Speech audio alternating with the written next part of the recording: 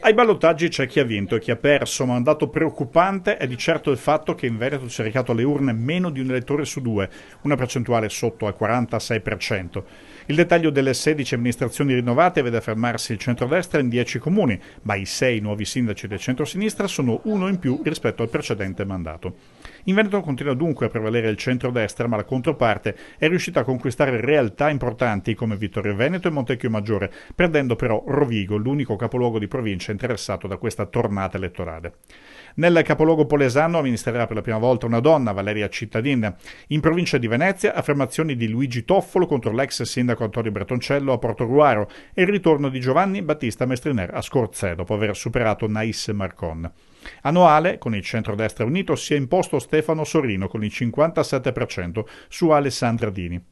Altro ribaltone a Spinea, dove il Partito Democratico con Franco Bevilacqua al 62% ha spento le velleità di Claudio Tessari, già sindaco in passato che al primo turno era senza Forza Italia e non ha trovato poi l'apparentamento con altre forze. In provincia di Padova, Giorgia Bedin si è imposta a Monselice e Chiara Buson a Rubano. Ma una debacle per il centrodestra arriva da Selvazzano Dentro, dove Mariano Fuschi, sostenuto dal coordinatore provinciale di Fratelli d'Italia Enoch Soranzo, non ha raggiunto risultato contro il PD, che ha visto eletto Claudio Piron con il 51,6%.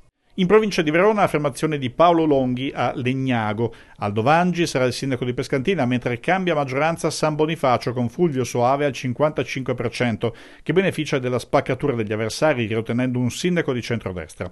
L'opposto di quanto avvenuto nell'unico comune al voto in provincia di Treviso, Vittorio Veneto, con l'affermazione di Mirella Baldiana su Gianluca Posocco, non certo scontata alla vigilia, ma che ha avuto voti importanti da una parte del mondo leghista.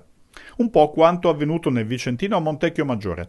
La candidata leghista Milena Cecchetto, che aveva lasciato il Consiglio regionale del Veneto per tornare in municipio, ha visto l'ex sindaco del Carroccio, Gianfranco Trapula, messo in disparte dal partito a parentarsi con il centro-sinistra di Silvio Parise, che ha vinto, sfiorando il 60%.